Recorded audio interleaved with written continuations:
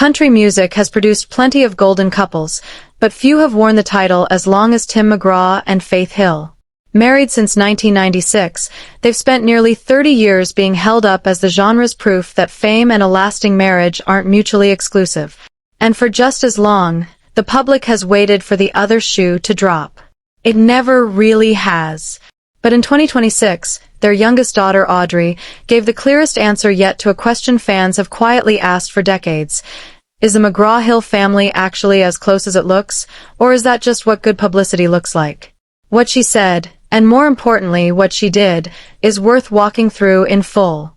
Tim McGraw and Faith Hill have 3 daughters together.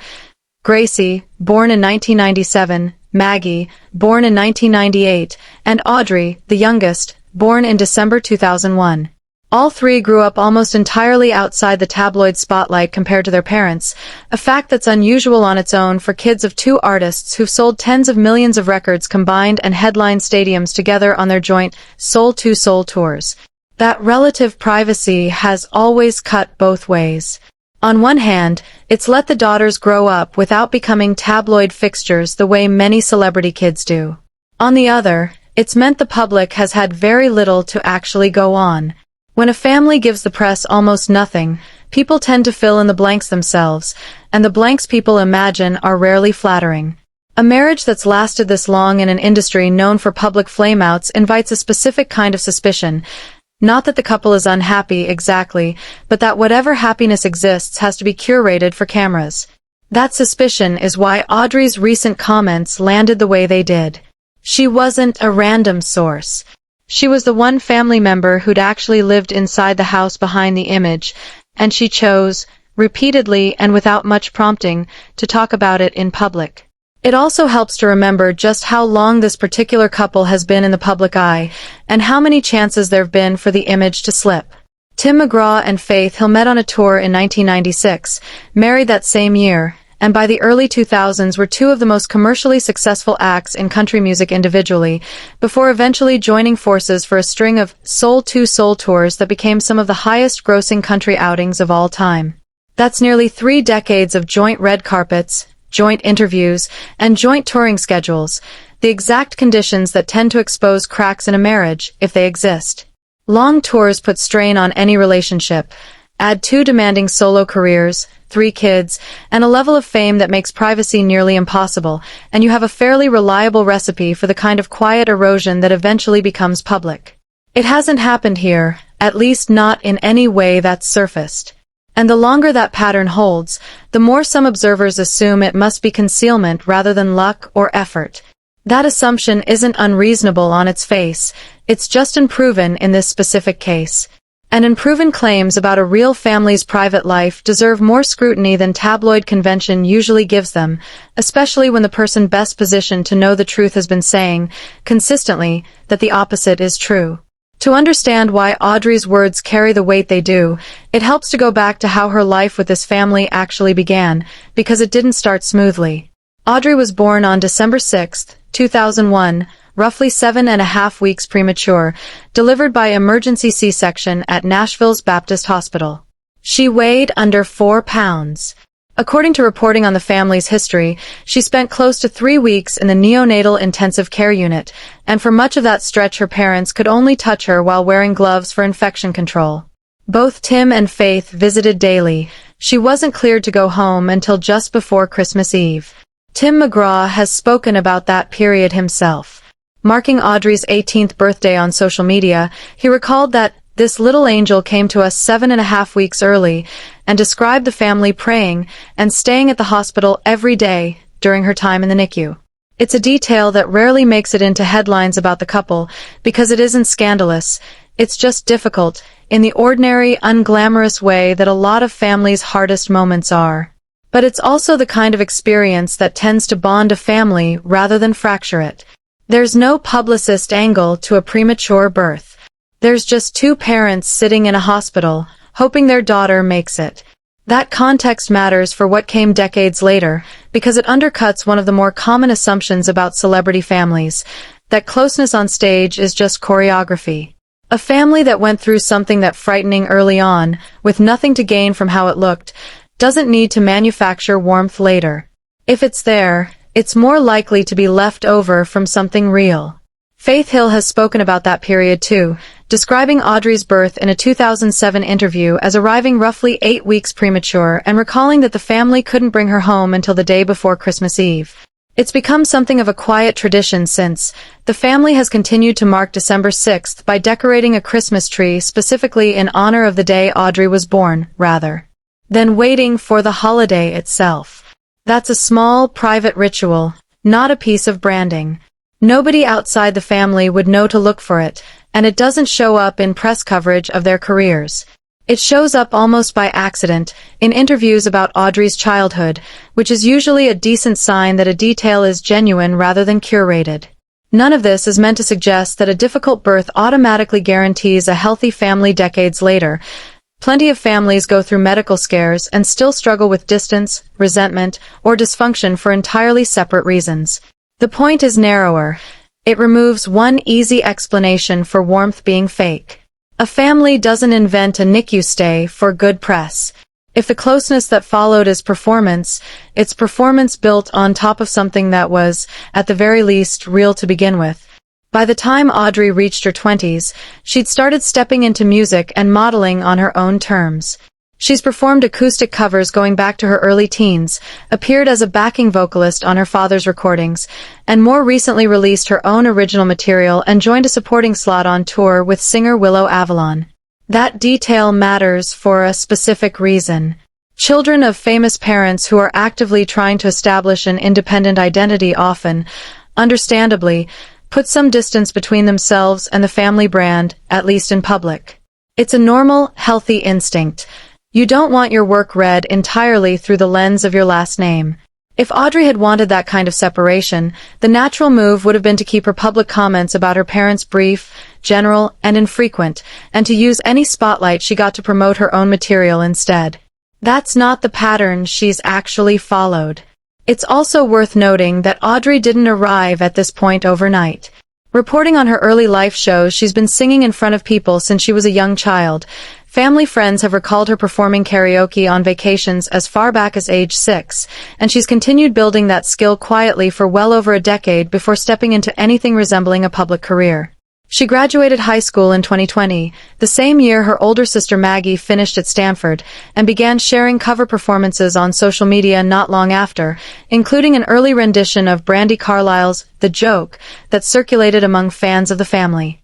By the time she started opening tour dates in her own right, she'd had years to build the kind of quiet, low-pressure foundation that usually produces a more grounded relationship with fame than someone thrust into the spotlight overnight.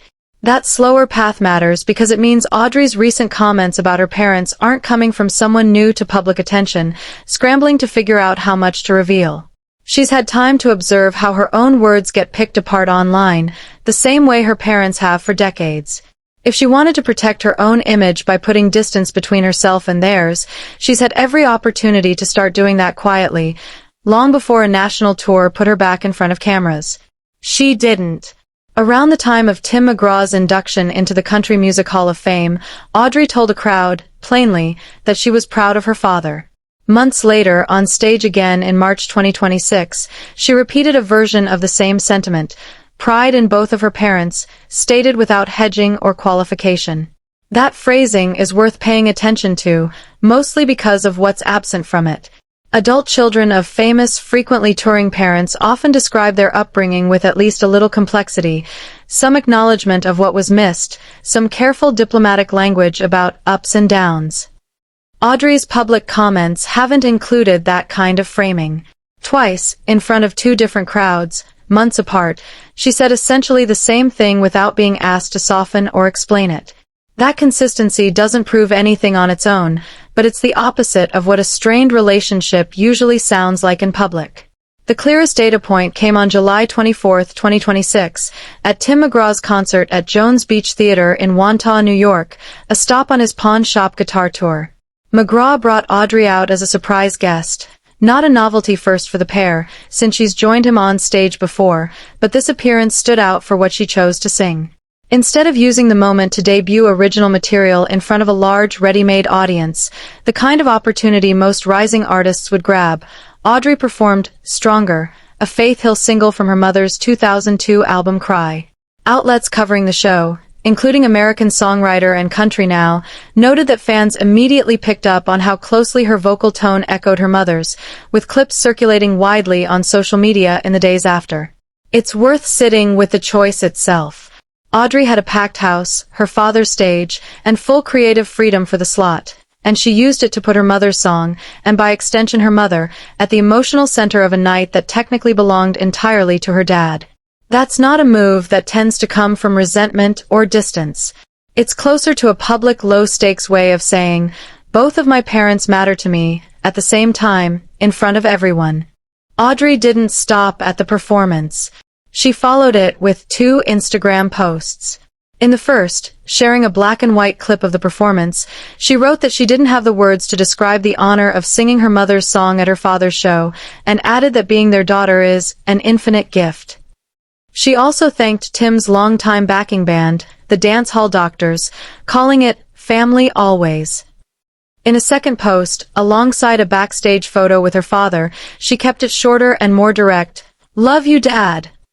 Jones Beach rocked. Thanks for having me out there. So proud of you. 2 posts, 2 different tones, one reflective, one casual, but both landing on the same idea without any of the careful hedging that usually shows up when someone's managing a strained family image. People navigating real distance from famous parents tend to post less, not more, and when they do post, the language is usually more guarded. Audrey did the opposite. She posted twice, in detail, within the same news cycle, and used language that reads like something written in the moment rather than run past anyone first. There's a reason stories like this tend to get read with suspicion. Celebrity culture has trained audiences to expect a gap between the public version of a family and the private one, often for good reason, since plenty of perfect couple narratives really have collapsed under scrutiny. The assumption that fame costs a family something real isn't irrational. It's been proven true often enough to become the default expectation. But the evidence available here doesn't point toward a hidden rift. It points toward the more boring, less clickable possibility that this particular family's public warmth and private reality might actually line up. A daughter who survived a frightening premature birth with both parents at her side. The same unprompted praise for her father, repeated across separate public appearances months apart. A surprise concert slot spent honoring her mother instead of promoting herself. Instagram captions that read like relief and gratitude rather than image management. None of that proves a family is free of ordinary friction. No family is, famous or otherwise, and Audrey's comments don't claim otherwise. What they do suggest is that whatever tension exists hasn't produced the kind of public distancing that usually surfaces when a celebrity family's relationships are genuinely strained.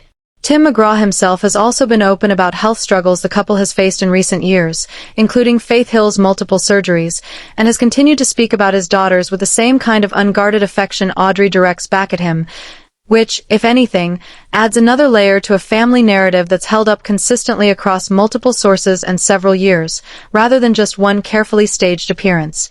It's also worth pointing out what this story isn't. It isn't a claim that Tim McGraw and Faith Hill have had a flawless marriage, or that touring musicians with 3 kids never miss birthdays, recitals, or ordinary weeknights together. Every long career in music comes with real trade-offs for family life, and there's no public record, from Audrey or anyone else in the family, claiming otherwise. What's notable is simply that those trade-offs, whatever they were, don't appear to have curdled into the kind of resentment or distance that so often becomes the real story once a celebrity's kids are old enough to speak for themselves. Plenty of grown children of famous parents have used their own platforms to describe exactly that kind of fallout, sometimes years after the fact, once they had the independence and audience to do so safely. Audrey has that same independence and that same audience right now.